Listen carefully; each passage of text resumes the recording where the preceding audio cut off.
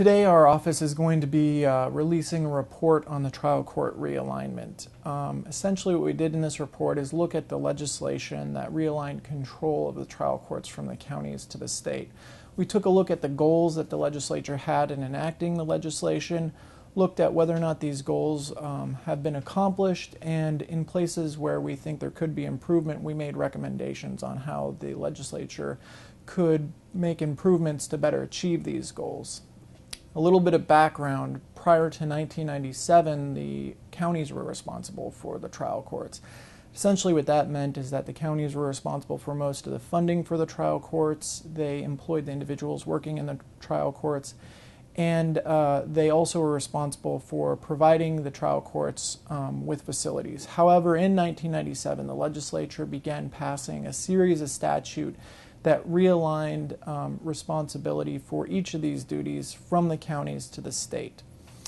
In doing this, the legislature had a host of different goals. For example, one of the goals they wanted to do is ensure that there is adequate funding for the trial courts, but they also wanted to create a trial court system that was more efficient, more uniform in terms of standards, procedures, and performance standards. And we feel that there's several different areas that are preventing the state from achieving the goals that it had with respect to the realignment legislation. I think one of the key areas that we found was the lack of state control over trial court employees. So under current statute, individual trial courts are the employers of the individuals working within the courts rather than the state.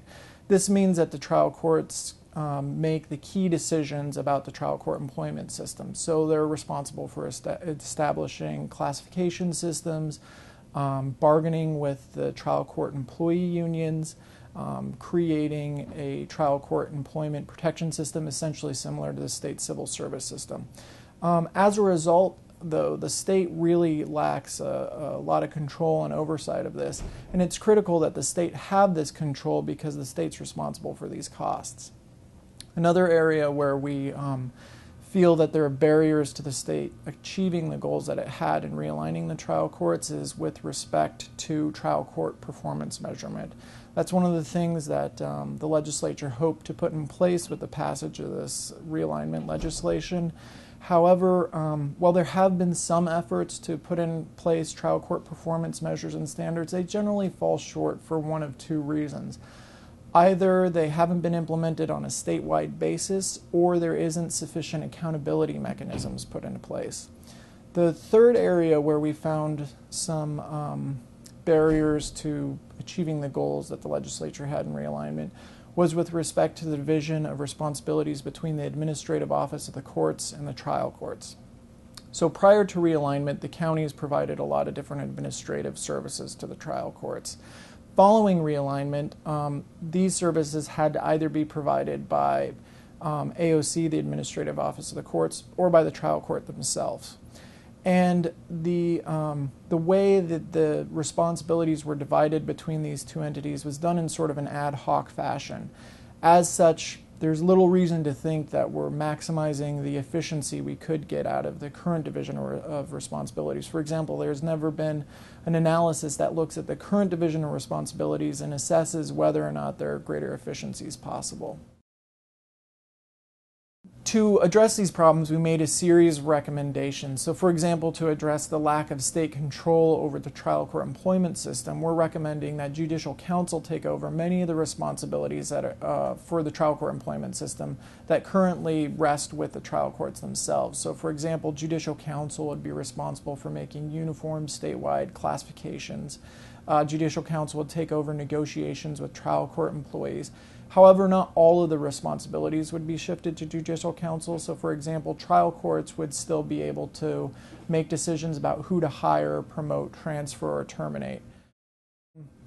With respect to the trial court performance, we're recommending that the legislature put in place a comprehensive trial court assessment program. And essentially what this means is that the legislature would identify those metrics that it feels are critical to trial court performance, require that the trial courts start reporting their performance, and then based on that data create standards that trial courts would expect to adhere to.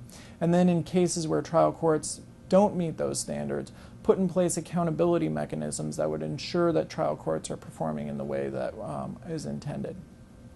With respect to the division of responsibilities between AOC and the trial courts, we're recommending that the legislature direct Judicial Council to carry out an inventory of the type of administrative services that the Administrative Office of the Court performs for the trial courts and the ones that the trial courts do themselves, and also report on the cost that each incurs in providing the services.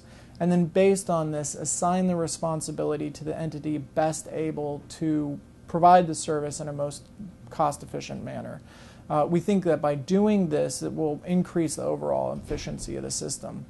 And by enacting these recommendations, we feel not only will the goals of trial court realignment be completed, but we'll also get a more efficient and effective trial court system.